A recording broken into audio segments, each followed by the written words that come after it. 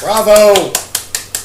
Bravo, everybody in charge of Legend of Korra, from Brian and Mike to everybody. Dear Lord, was this a great opener for Season 4. Holy shit, I've got a lot to talk about. And, yeah. Now, this only came out only about a half hour ago, so if you do not want to be spoiled, I suggest, I'm going to give you guys a few seconds to bail out, and then I'll start talking about the episode. So here we go. I'll give you guys a few seconds starting now.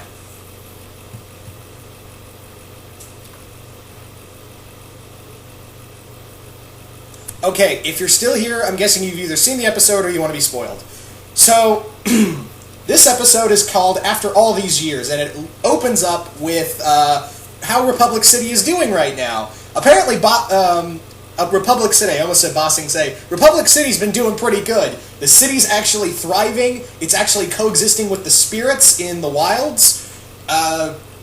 The Air Nation is now the Air Temple Islands become the HQ for Airbenders, and a lot is happening. A lot of good things are happening. There's even a statue erected to Korra, who has not been to Republic City in 3 years.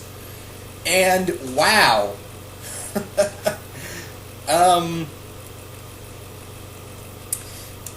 Wow, that again, I'm really surprised by that time skip. By that 3-year time skip, man. So pretty much what's going on, and what we first see is that we have a new Earth King. Apparently, the Earth Queen had a grandnephew known as Prince Wu. Prince Wu is what I'd like to call the Prince Cusco of this series so far. No, really, he's arrogant, he's loudmouthed, and he's very, like, everyone, and Mako is his bodyguard, too bad, and wow. He is pretty annoying, and I'm kind of thinking, you're going to go the route of your great aunt. You totally are. You're going to go the route of your aunt, of your great aunt. Something tells me, because, yeah, if we know her track record, his ain't far behind. So, we find out that, yeah, he's going to be coronated as the Earth King, the new Earth King soon, and officially unite the Earth Kingdom, which is still in total disarray. Still, after 3 years, it's getting better, but it's still not all the way there. And I'll talk about that in a minute. So, what basically happens is that we have Tenzin and his family there. We see little Rohan's grown up. We see Milo and Iki and Jinora have all grown up. And they're basically talking about, hey, Kuvira has more or less been able to unite the clans. She's pretty much been able to unite, not the Earth Kingdom clans, like all the Earth Kingdom states under her. And she's been doing this for the past 3 years. And Wu is like, oh, well, I hope I hope she gets it enough united so I can be king without an attempted assassination.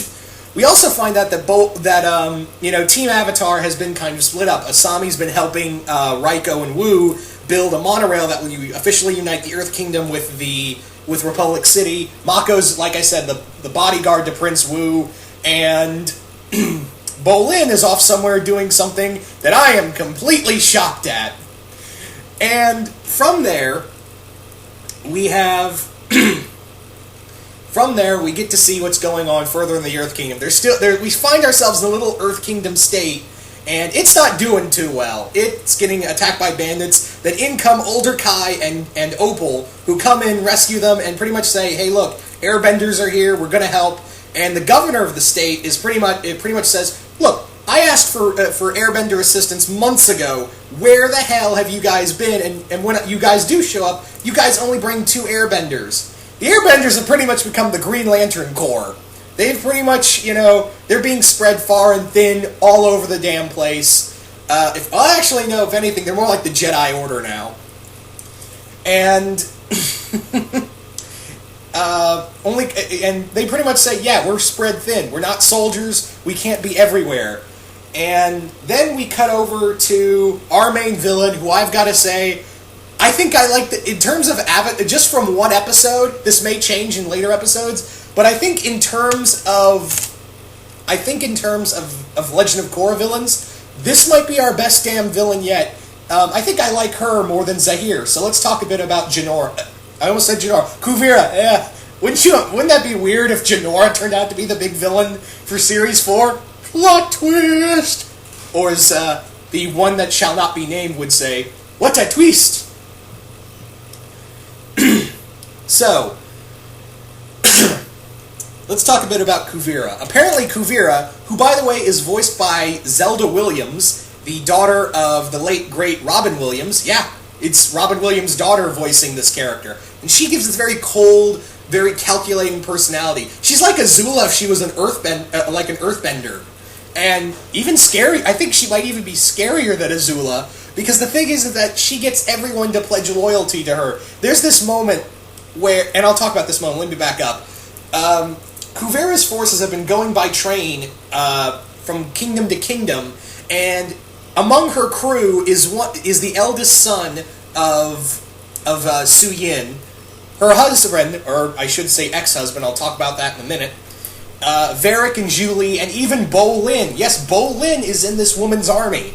And, yeah, there's a moment where they get stopped by bandits. Kuvira steps out and whips everyone's ass and makes them all pledge loyalty to her, or she would rather have them all run over by the train. Yeah. That's terrifying. So, yeah, she's all about restoring order. She's like if the Avatar went a little too far. And she also has this very terrifying persona to her.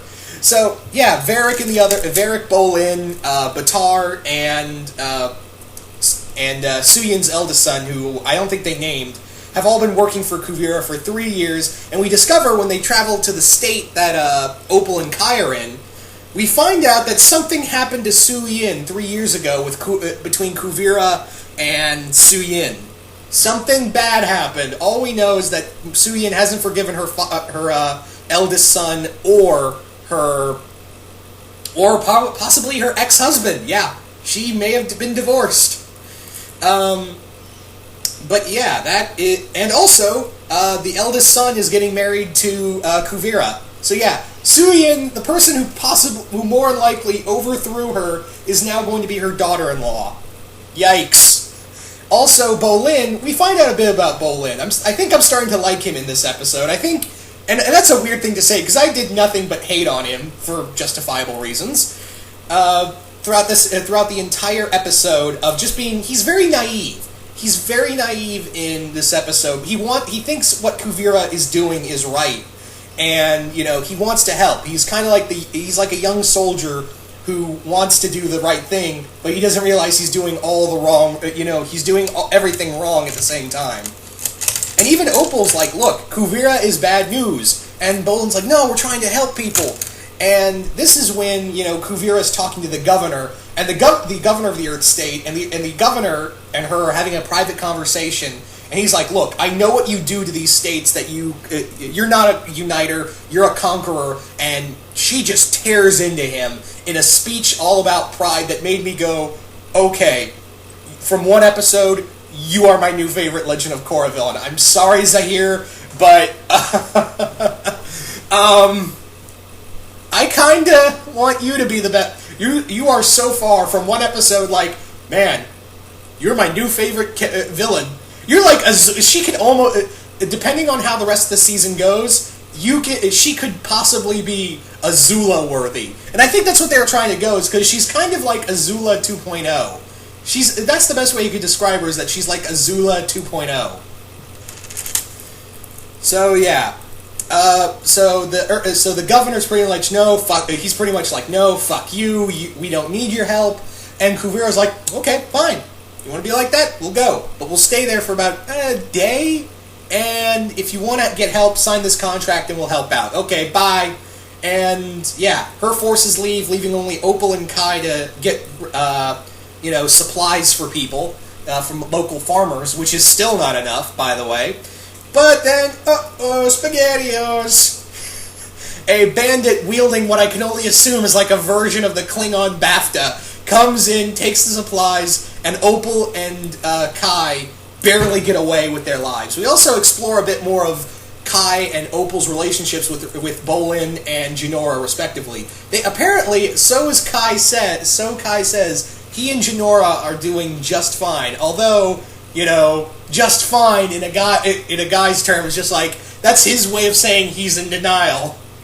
Let me say that right now. We also have Opal's pretty much like, well, we're kind of drifting apart because of his whole belief in Kuvira's cause.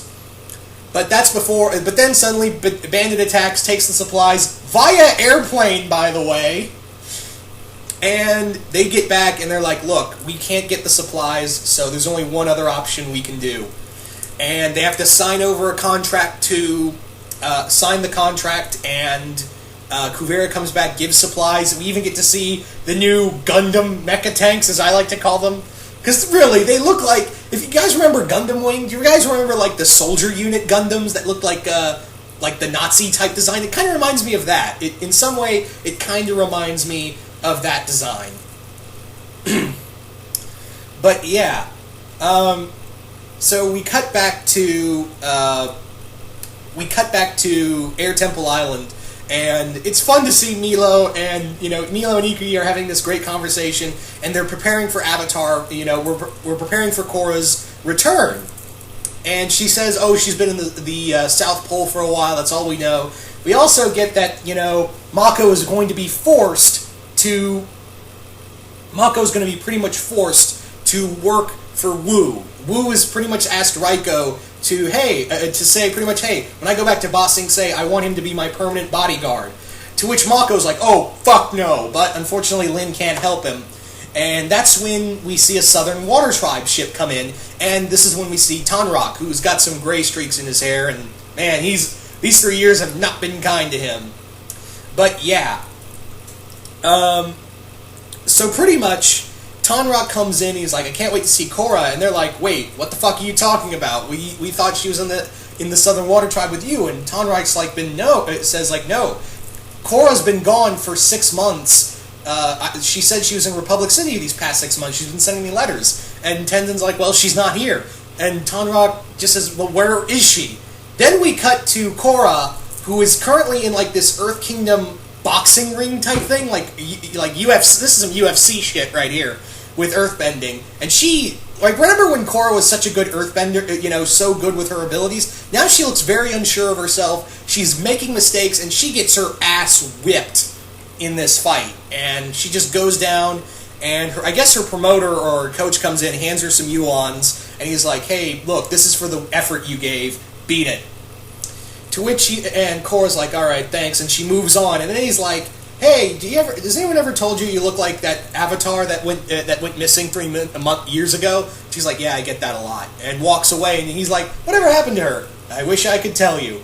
So I guess Korra is kind of doing she's doing the Batman route. She wants to tour the world and, learn some new things, but that ain't going so well for her as it did for Bruce Wayne. I'm kind of expecting Ra's al Ghul to come in next episode and be like, my name is Ducard, but I speak for Ra's al Ghul.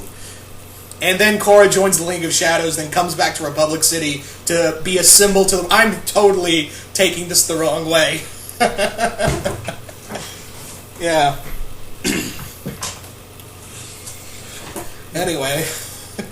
All in all, absolutely loved this first episode. This was really good. I have absolutely no complaints about this. I know I had some complaints in the other premieres. Actually, a lot of complaints when you go to Season 1 and 2. But Series 3, even its opener was like, I don't know. But this opener right here made me go, oh my god, I cannot wait for the next episode of Legend of Korra. That literally made me say that out loud. I am so goddamn pumped for the rest of the series. And it saddens me to no end that this is the end. This is the end of the series, guys, and I'm sad. I'm legitimately sad about this. Oh my god. But yeah, this was absolutely fantastic. I loved it. I cannot wait for what it... I'm guessing the next episode is going to explain what happened to Korra and where she's been the past 6 months and where she's probably headed. So this episode was very, very Korra-light. And yeah, I guess the next episode will, like I said, be talking about where Korra's been the past 6 months and what she's been up to. But yeah, so yeah, that's pretty much all I have to say about this. You guys tell me if you guys have seen the episode. What did you guys think of this season opener? Did you guys like it? Did you guys hate it? What do you guys think of Kuvira? What do you think Korra's been up to? And where do you think this show is headed? Yeah, so this is really awesome. So once again, I hope you guys enjoyed this, and I'll see you guys later.